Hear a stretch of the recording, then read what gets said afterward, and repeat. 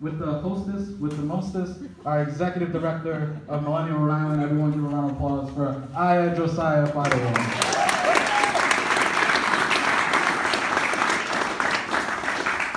A very proud hostess, indeed, and I just want to definitely thank Governor Raimondo for doing this with us. I know you have a very busy schedule as an employee of yours, I have to say. I know you run a tight ship, and the fact that you're able to make this out means a lot to us. So we will not waste your time, and we'll try to do our best to make the most out of the time we have here. So first I wanted to thank everyone who's come here, all of you who participated on the Eventbrite. We had 251 responses to what issues mattered. So yes, that's a lot. For all those who say millennials don't care about the issues, you know, here we have evidence here. We indeed do. And I'm just going to go ahead and give an overview of just the issue that we're going to focus on based off the responses. So of the 251, the largest proportion of folks who participated said that the most important issues to millennials right now in Rhode Island is the economy. And the second most important issue to millennials is home ownership, and the last being education. And there were very specific questions folks answered as to what in particular they had. They wanted to discuss about these issues, but we're going to do our best to try and cover, use a broad brush, and still get into the details of each of these components. So we can start with the economy. So jobs, I've heard, matter to you. Yeah. I was going to say that I'm obsessed, so this is good. But let me just say, first of all, I'm so impressed how many people came out and signed up. I never say millennials are disengaged. I think the opposite. I actually think millennials are like really interested to be engaged, and they just don't have a lot of time for, you know, dilly-dallying or, you know, not serious talk. My experience with millennials is like, get to the point, what are you gonna do? We wanna be productive, we wanna be serious, you know, purpose-driven folks.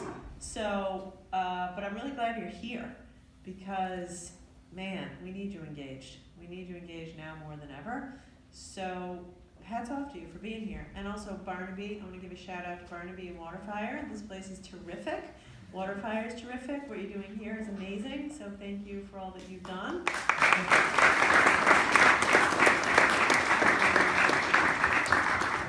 And thank you for inviting me. Yeah, the economy is the most important thing. I know a handful of you guys. I know some of you run businesses, or you're entrepreneurs, or you're working in businesses. So yes. Fire away. Yes. So you know, to the point.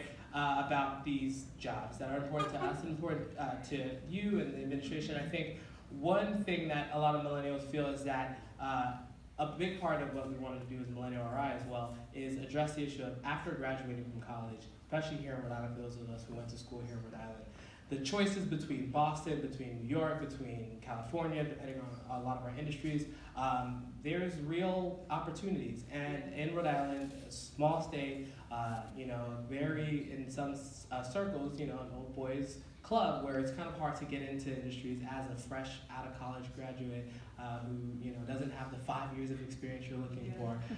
So how do you see Rhode Island addressing that issue and reversing the brain drain and really showing students as they're in college that this is a place where you should strongly consider in comparison to the other options? Yeah. How many people have had that experience? It's interesting. You were all nodding when you said that. So first thing I would say is I want you to stay here. So I'm glad you're here, and you should get your friends to stay here. I know there's are we trying to get him here? Oh, good. I'm here. Okay, you're here. Okay, good. So there is an allure, Boston. I get that, but you know, $2,000 a month will buy you a postage-sized stamp studio in Boston, Brighton. So it's expensive in Boston too. If you stay here and get a good job, you can live affordably. And I think Providence has actually so much to offer. It's an edgier city, it's rich with culture, and you can get involved in our community and have a real impact, even early in your career, in a way that's just much harder in a bigger city. So don't discount all that. And I would urge you to get involved. You know, like as governor, one of the things I do is I put people on boards, the RIPTA board, the Rhode Island Housing Board. Sign up for some of that stuff. You know, give my office if you have any time, because who needs the RIPTA bus to work better? You guys, everybody. It should not take an hour to get from Pawtucket to Providence by RIPTA. Who needs more affordable housing? You guys. So get involved with Rhode Island Housing. That is one of the great things about Rhode Island. You can get involved in your community, which provides meaning. And then, of course, I think Rhode Island has everything: beaches, food, good schools, the whole thing. A big deal. How many people here have student loans? Yeah, everyone, a lot of you guys. I won't out anyone, but I had I had like $65,000 in loans. My husband had a similar amount. We got married with over $100,000 of debt hanging over our head. And then you try to buy a house, it's really hard. So a lot of what I'm trying to do is focus on making it easier to buy a home. We have a program through Rhode Island Housing where we do loan forgiveness. I don't know if you guys know about it. Check it out if you don't. If you're a recent college graduate and you want to buy a house, Rhode Island Housing has a special program where they help you pay your mortgage. We have a Wavemaker Fellowship, which I know a couple of you are familiar with. If you have a STEAM degree, science, technology, engineering, arts, or math, and you take a STEAM job, we'll help you pay back your loans for 4 years if your job's in Rhode Island or you start a company in Rhode Island. So, and then the biggest thing I can do is just help create more jobs that you want to have. So, GE Digital, Johnson & Johnson, eMoney, Agoda, these companies are all hiring and they want to hire young talent. The last thing I'll say is we also need to get companies to change the way they hire. And I spend a lot of time working with companies around this, and I have a few people here from the Department of Labor and Training. Here's the thing. Every company who I talk to, every one of them, complains that they can't find talent. All of them are struggling to hire. I talk to people and they say, well, I can't get a job because I can't check the boxes. 5 years of experience, a college degree, this, that, and the other. Here's the thing. When a company is looking for someone, it's almost never the case that the person doing that job has those qualifications. It's true. So you say to the company, well, why do you ask for that then? And they all kind of use the same recruiting software and they check the boxes. So they're frustrated they can't hire. You're frustrated because you don't check the box. So we have a lot of initiatives through the Department of Labor and Training to get companies to search differently to give young people a chance. Or, I'll tell you the other thing, 4-year college degree. You do not need a 4-year college degree to be a totally awesome software developer. Most companies, and by the fill in the blank, I said software developer, it could be a million other things. Most companies still search for a 4-year degree. So we have this thing that we started called Tech Hire, and we take people who probably don't have a college degree, we train them in software development, they're all getting jobs.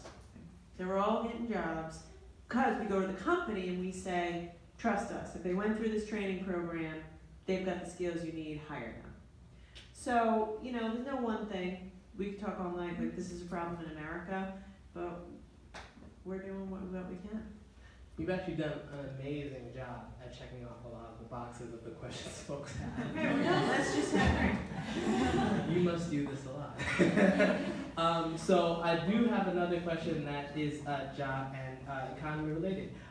So you work and your staff and DLT work there with Led, and we at the Real Job Scene have a lot of millennials actually around. What are your thoughts on the millennials who work with you, and what do you feel like they are bringing to the table as employees?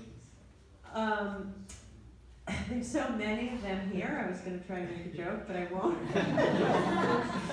I think they're great. The older I get, the more I want to work with younger people to make me feel young, and also keep my finger on the pulse and have fresh ideas. I told you what I think. First of all, millennials are millions of people. You can't generalize.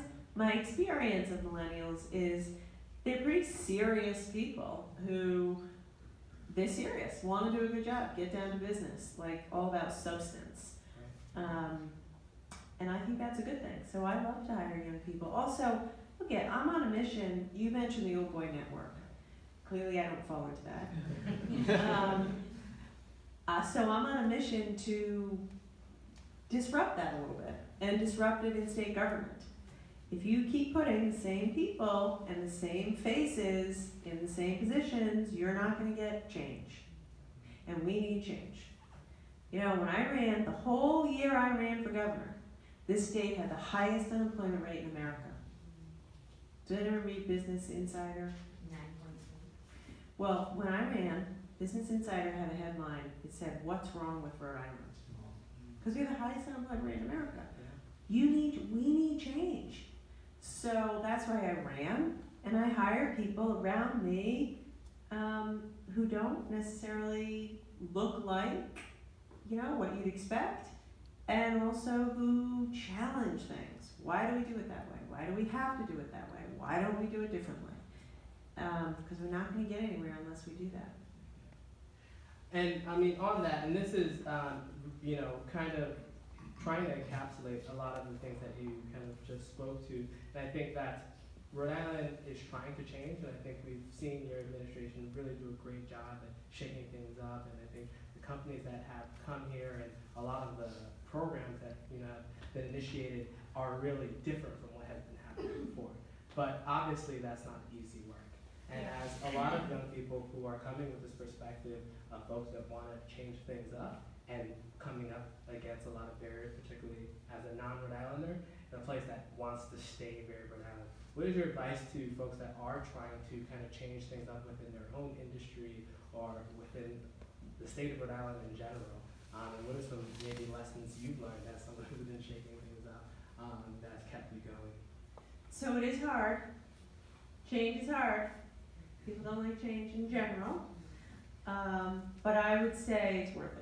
Because, again, like Rhode Island, when I ran, I felt like we were stuck. You understand, I love Rhode Island. I'm from here. My mom still lives in the house I grew up in. I started my business here. I'm raising my kids here.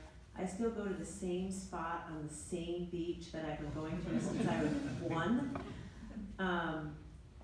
So I'm like through and through love this place. But I felt sad that we were stuck. And I felt like, how come Massachusetts, they have more opportunity and we're being left behind? And it's, for so long we weren't investing. We weren't investing in job training. We weren't investing in our schools. We weren't investing in affordable housing. We weren't building new roads and bridges. And so I just felt like I couldn't sit still anymore. I gotta try. I couldn't sit still anymore. A lot of entrepreneurs feel that way too. All companies that get started are because someone feels they have to change. They can do a better job. Entrepreneurs are disruptive. Change is by its nature disruptive. If you got a new idea, you're going to disrupt the status quo, disrupt a big company. I've become pretty friendly with the guys that started Airbnb. They both went to RISD, so I'm always on them to move jobs to Rhode Island. It's part of my mission. But they're hugely disrupting the hotel industry. Uber, hugely disrupting the taxi cab industry. And that, by the way, change is hard. So for me, I think you have to know why you're doing it. I think change for disruption's sake is not a good thing, and people get hurt. But for me, I just was tired of seeing Rhode Island get left behind. Tired of losing jewelry manufacturing businesses and not backfilling them with new businesses. So I think if you know why you're moving for the change, it'll get you through the ups and the downs.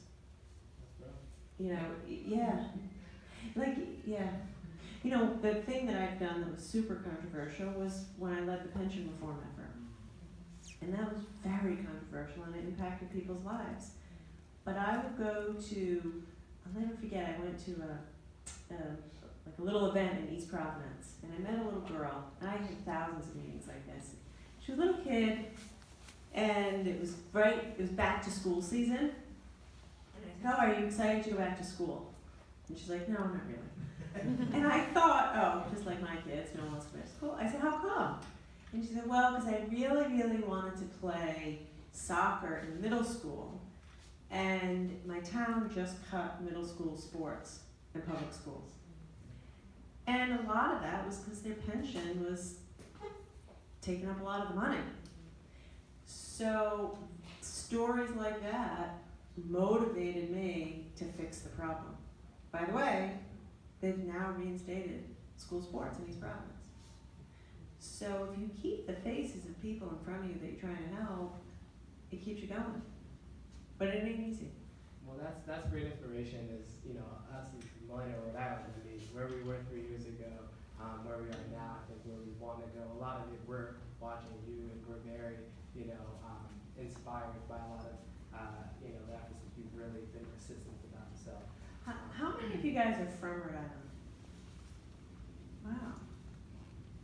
And how many of you moved here? We're called anchors, by the way. I like that. I like that. So I don't know. What do you think? Tell me what's it like to be a millennial in Providence?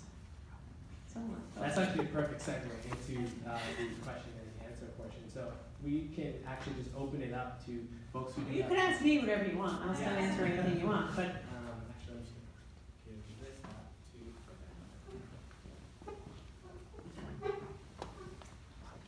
to. Hey, how you doing?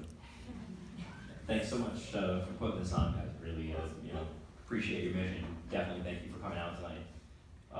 I actually do have a question. I don't know if it's going to be as easy as the ones that were just asked, but talking about brain drain, Rhode Island suffering from some of the worst of it. You're frequently highlighted in the media as courting companies like Cisco to try and move their operations here with tax breaks. And as a co-founder of a startup based in Providence, it can be quite frustrating to watch sometimes, especially being surrounded by so many gifted and talented people from amazing institutions like Brown and RISD, and even just folks like you said, straight out of high school without a college degree. I see so many people fighting to make it and hitting barriers. I moved to a company down here from Boston, and I'm from Rhode Island, care about it very much. But as two MBAs on the founding team, the most significant setback we've had was getting payroll set up. And so, why? Tell me about that. we tripped up kind of a weird little quirk in the system where you're supposed to file your retail sales permit, your payroll, and what I think it was employer and employee tax with the same online form. We got a retail sales permit before we did the other two. So when we went to go fill the form out online, they told us we had to do it in person, over the phone, via email, fax. It actually culminated in me being outside the office of the person I need to talk to on hold for 30 minutes with somebody from the other account division. So I had to do it in person as a result of this tiny little quirk. But it took us so long to figure out what we needed to do to remain compliant. And from my perspective, it seemed like everybody on the inside was so siloed in their own individual tasks that they weren't aware of what needed to happen around them. But all that aside, my question is really just, in the face of all this, what can be done or is being done to, help foster some of this homegrown organic talent that we have here that is incredibly dense, as opposed to trying to fetch a fair weather friend? Yeah. So we're doing both. We've done 18 of these incentive deals. The vast majority are with existing companies in Rhode Island. The ones that you hear about are the new companies. But by the way, I don't think they'll be fair weather. I think they'll grow here. GE is already exceeding their hiring plans. I think they're here to stay. Johnson & Johnson's here to stay. So we definitely need to do both. And all the programs we have are equally applicable to new companies or existing companies. So, for example, I started a we started a small business loan fund, which is the first one of its kind in decades in Rhode Island. And that's all, we give out loans from $50,000 to $200,000 for existing companies, mostly small, in Rhode Island. The Wave Maker program I told you about, I hope some of these people will graduate and start a business here. And they'll choose Rhode Island instead of Massachusetts because we're helping them pay back their loans. One of the things we've done, I don't know if your business will qualify, but we started this 10,000 Small Businesses program, which people love. It's for businesses that are small. I think you have to be, it's under 100 employees, but more than $100,000 of revenue, ish. And it's Goldman Sachs runs the program. They made a $10 million investment in Rhode Island. That's all for the kind of companies you're talking about. No big company. That is specifically, and though, by the way, I've met with people that own these businesses. They're awesome people. A lot of them are young too. A lot of them are millennials. Do you guys know that Mr. Fish, the fish company guy, he owns aquariums? Anyway, the aquarium company, leather goods company, Persimmon, you know, exactly what you're talking about. Like Main Street, Rhode Island, and what the program does is it's kind of a mini MBA and then small business loans. So if you have ideas of what more we could do, please tell me, because we will do it. But actually, most of our effort is on Main Street, Rhode Island type companies. That's where most of the effort is, most of the money is. Doesn't get most of the press, but that's where most of the action is. Because that's where most Rhode Islanders work. Did you say it was less than 100 employees, greater than 100,000 in revenue? I think so, but So what about for less than 100,000 in revenue? Or for businesses then just that getting started program out? won't work. They have, this is a Goldman program. First of all, I gotta get you the right numbers, so don't, Right. I'm roughly correct. Sure, So someone on my team will get you the details. sure. But anyway, they, you know, this is their program, and they've done it in a handful of other cities, and they have a formula. So if you qualify, do it. If not, not. But the small business loan program, which we operate, or the innovation voucher program, like that's, I don't know what your company does, but I started this thing called the innovation voucher program. It's for small innovation-based companies, Rhode Island-based companies, that want to work with colleges and universities. So if you're a, I don't know, software startup, and you want to work with an engineering team at Brown or URI, we'll actually pay you a voucher. Most of them are $50,000, most of them are small, and you take that and you claim it at URI or Brown or wherever, and you get the research of that team for your company. We've done dozens and dozens and dozens of those, all small Rhode Island companies. So, you know, we're trying to do a whole, there's no one thing, really, I feel very strongly you have to do it all. You know, we're trying to create tens of thousands of jobs. Some of those jobs are gonna be people rebuilding our roads and bridges. Some of those jobs are gonna be all these startups that I'm talking about. And some of them will be the big companies. Because you need, my mission is like, we wanna create jobs at every rung of the ladder. Every rung of the ladder for everybody. But anyway, if you have more ideas, let me know, because we'll do our best. And do we have any questions particularly around home ownership? I mean, well, we can listen. Mine isn't around Go ahead. Good evening, Governor. As a female millennial, this might be a generic question, but I really would like to know, what advice do you have for female millennials that want to have an impact in this state, want to end up in leadership roles in this state, born and raised here, I love Rhode Island, and I look up to you, and I want to know any advice that you have for millennial women in Rhode Island. It's a really good question. So I'll give you the bad news first and then the good news. The bad news is that sexism is alive and well and it's a real thing. Sexual harassment is alive and well and it's a real thing. So that's bad news. Same can be said of racism and homophobia and anti-immigrant feelings. It's real, it's wrong, and every single person in this room has an obligation, if they see it, to speak up about it. That's my own view. If you see something that you hear that's wrong or racist or sexist or harassment, call it out. Don't sweep it under the rug. So that's the first thing. On the flip side, I would say just stay in the game. So recognize it will be hard, and it will be harder.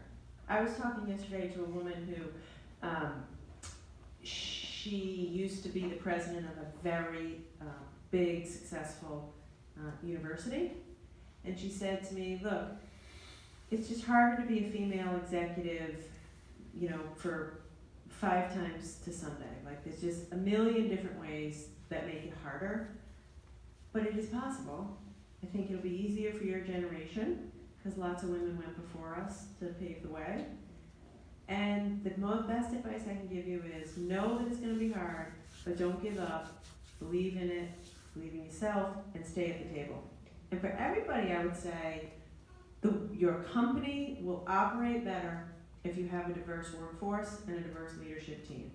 State government will work better if you have a diverse team. The United States government would be working a lot better right now if it had a more diverse team at the top, is my view.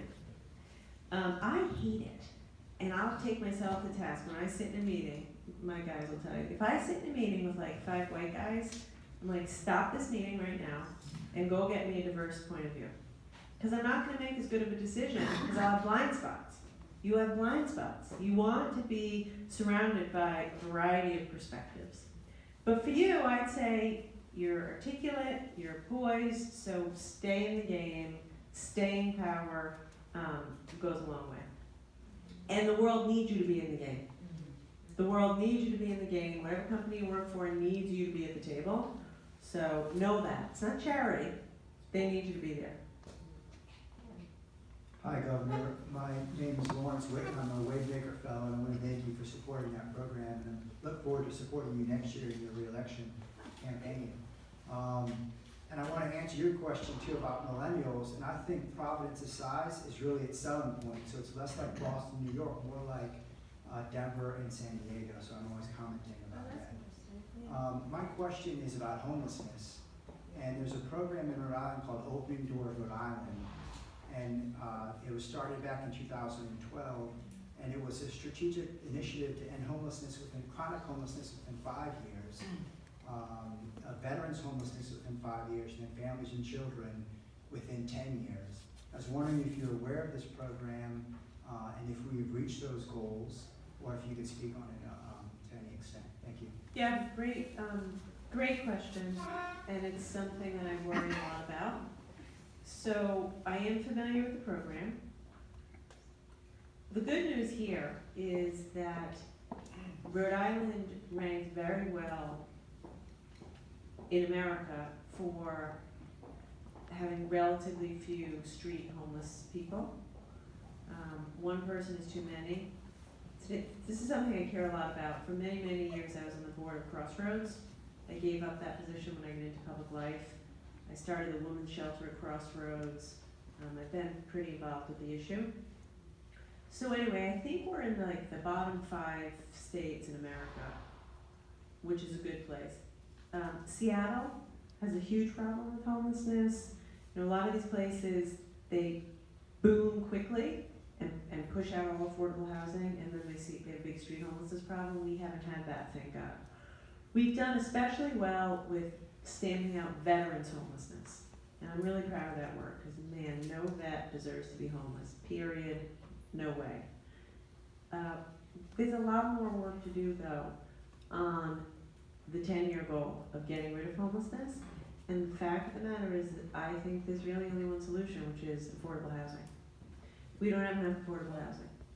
So since I've been governor, I've supported 2 bonds to build affordable housing, and I think we need more. I don't know what you guys see, but there's just not enough affordable housing. So the short answer is, we're doing pretty well, especially well with vets, but we can do a lot more, and we just have to build homes. We need to build affordable housing and supportive affordable housing for people that have, a lot of different issues. Well, definitely thank you for the questions, and we want to thank you for, you know, taking the time out again. I know you have to finish. He's sick of me already.